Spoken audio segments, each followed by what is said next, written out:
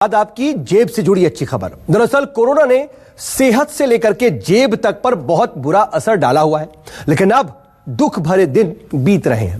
दरअसल तीसरी लहर की आशंका इस वक्त बेहद कम है और अगर तीसरी लहर नहीं आई तो होगी बम्पर कमाई। यह कमाई कैसे होगी, किसकी होगी, ये 10 की डिस्कवरी की इस रिपोर्ट में देख करके आप जानिए।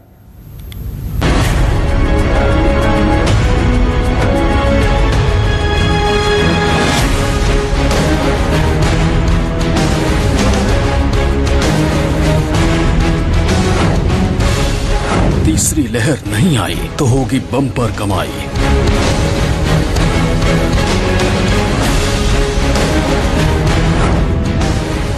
जो महंगा है वो होगा सस्ता, ट्रैक पर लौटेगी अर्थव्यवस्था।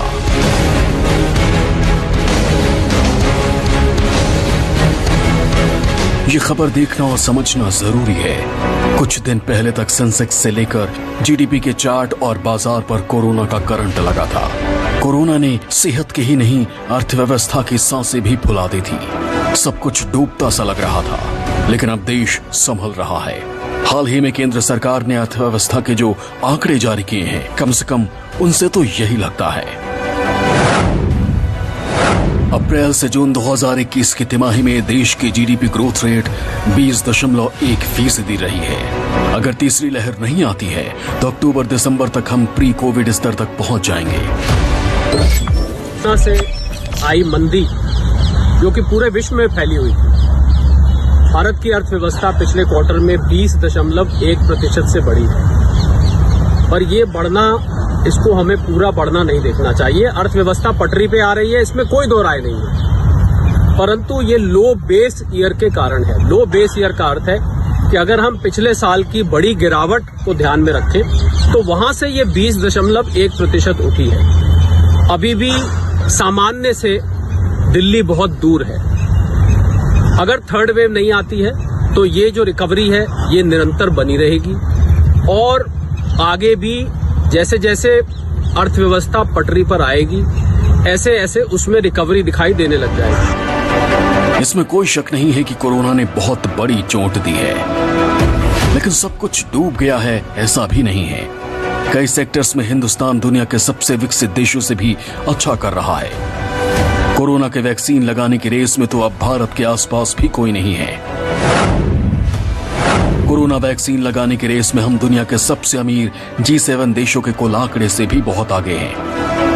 अकेले अगस्त महीने में भारत में 18 करोड़ से ज्यादा वैक्सीन लगाई गई हैं, जबकि सभी G7 सदस्य देशों में यह आंकड़ा 10.1 करोड़ है।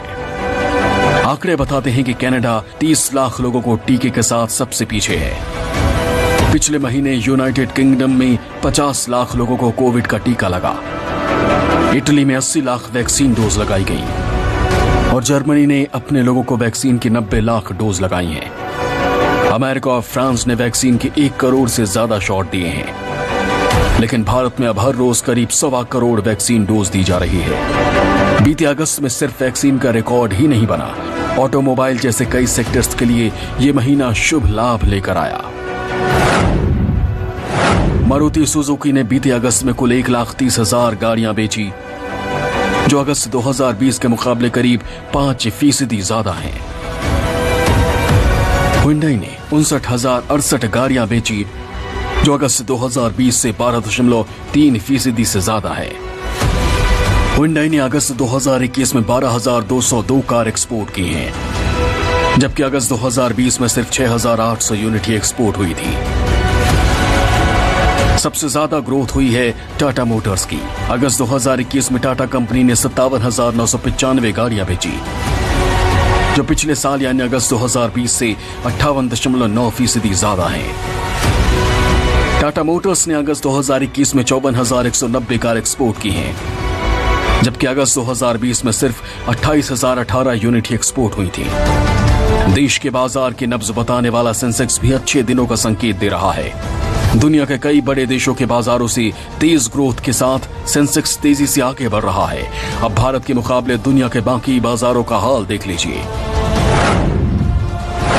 भारत के सेंसेक्स ने एक साल में 122% की बढ़त हासिल की है, जबकि अमेरिका के बाजार S&P को 96% की ग्रोथ हासिल हुई है। जापान का बाजार निक्केई 72% बढ़ा है। ब्रिटेन का FTSE के पॉइंट एक साल में 37% बढ़े हैं और चीन का शंघाई कंपोजिट सिर्फ 31% आगे बढ़ा है। साल 2021 अब तक IPO के लिहाज से भी शानदार रहा। कोरोना का संकट मिट रहा है और बाजार संभल रहा है। बस वैक्सीन और सावधानी की जरूरत है, क्योंकि सावधानी हटी दुर्घटना घटी। 10 की डिस्कवरी, न्यूज़ 24।